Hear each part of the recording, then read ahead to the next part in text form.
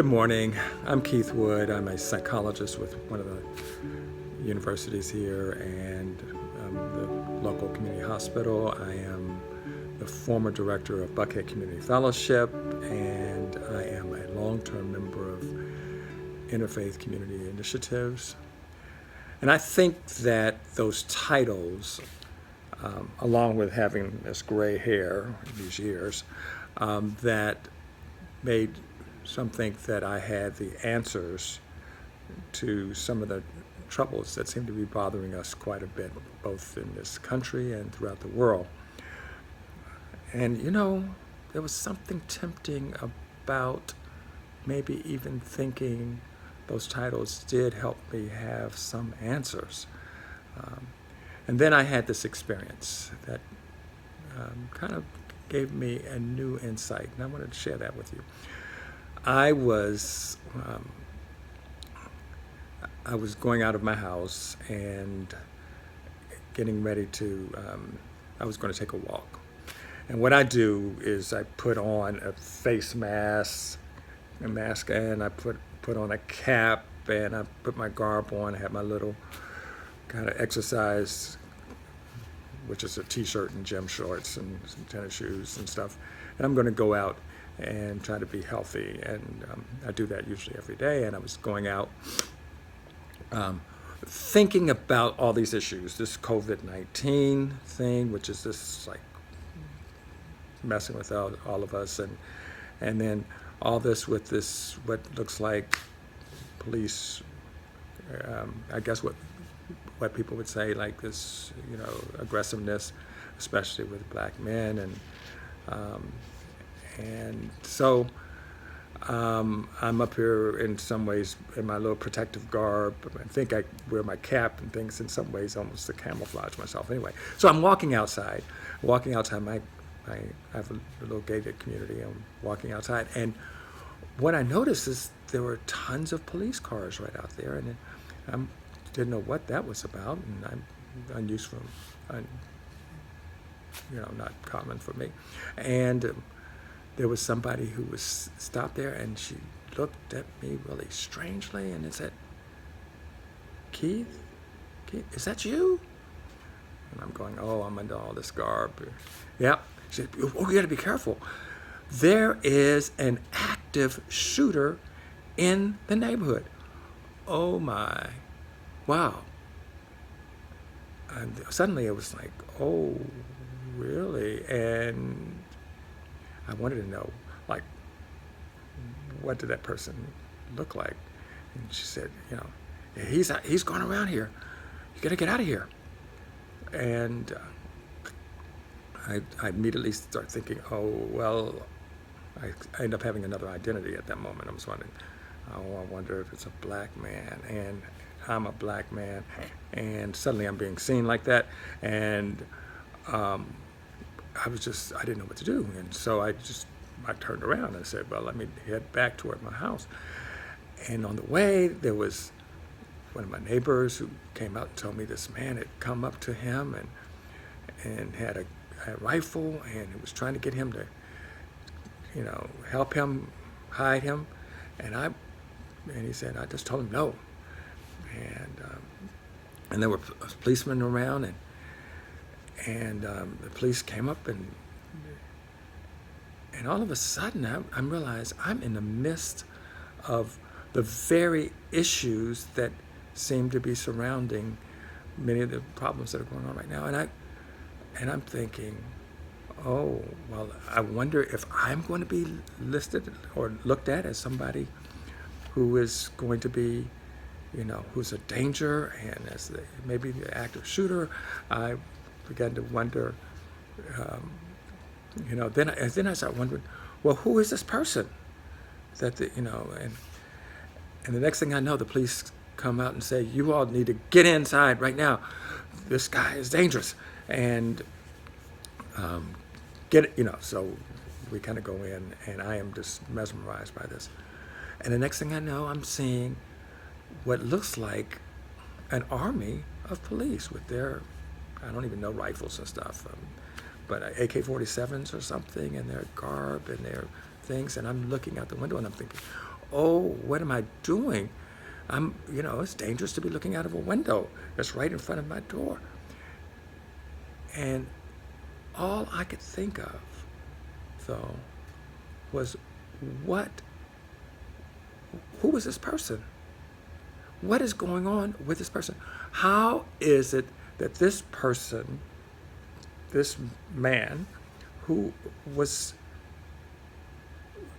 in a place where he's being chased by police, has a gun, apparently hijacked a car. What made him like this? What happened right there? Was this something that he usually does? Does he have a family? Is he a father? Is he afraid? What is going on? I suddenly start seeing him as a person, as a human, a fellow human, going through issues and being in a very frightening situation. And then I thought, and here are these police who are in this role of not seeing a person, but seeing an active shooter or seeing a criminal or seeing somebody dangerous. And I thought, wow, that's their perceptions. And then I thought about, and then what about the perceptions of them and their role? I mean, here, suddenly I saw a policeman, but it wasn't so much the policeman. Isn't that interesting? I saw the police person. There were like 95% males, but or men. But I saw them as a role. And suddenly I started going, I wonder what's going on with them.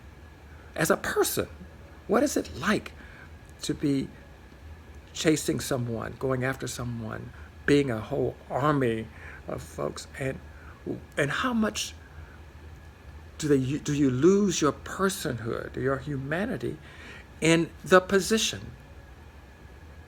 And I looked at all that and I said, you know what?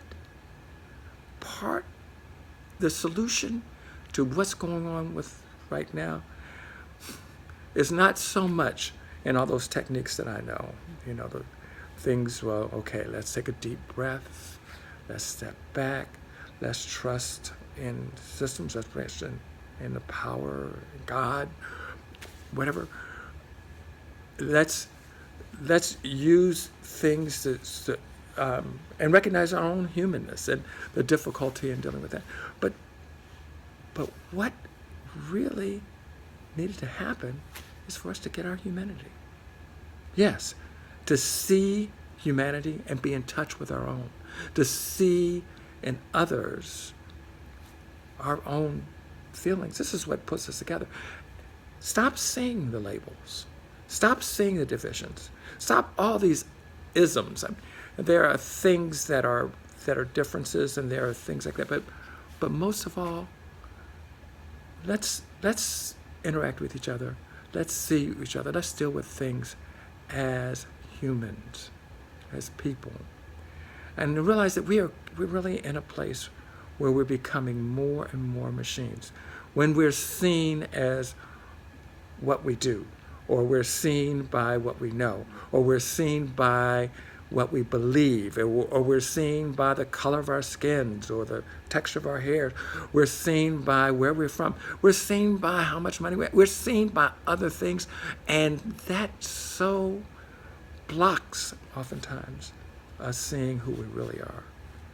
Humans, people, family, connected.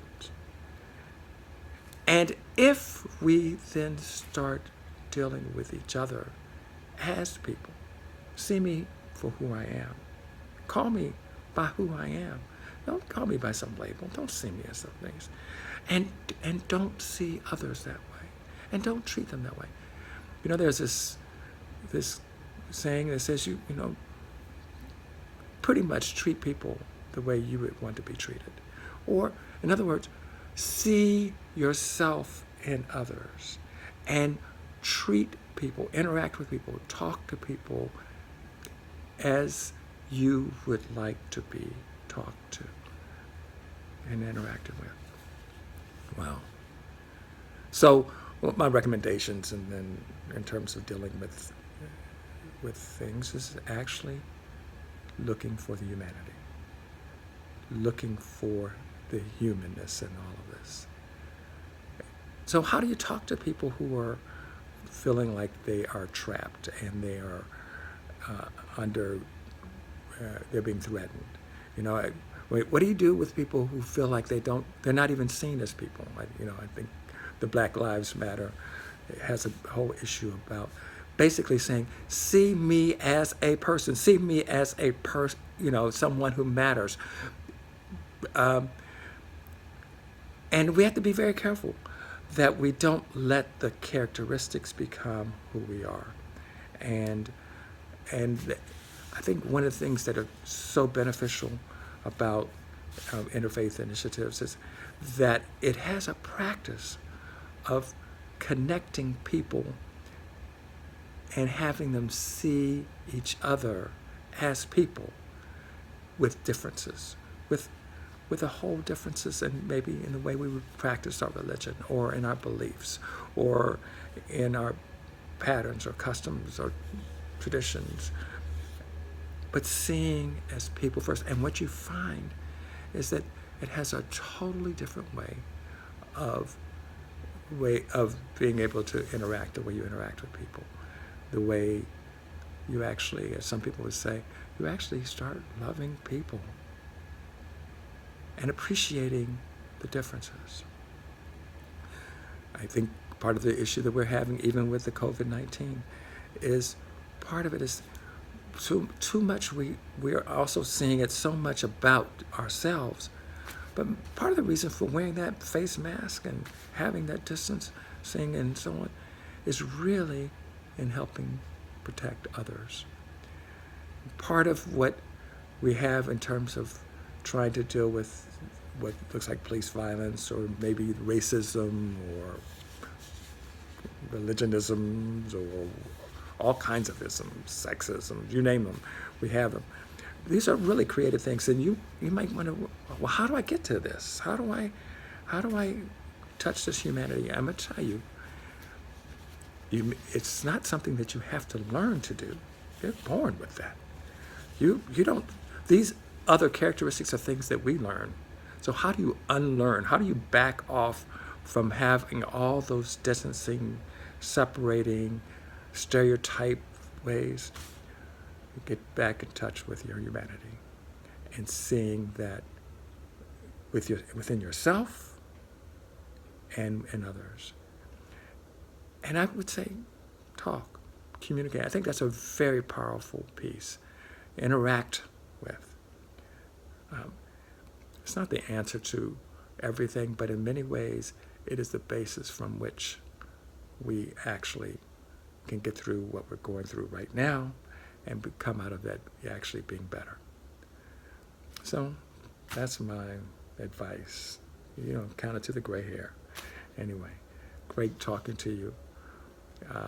Hope that you look at this, what we're going through right now, as an opportunity for personal growth and for us to actually make this universe, this place where we are, better, especially in terms of us dealing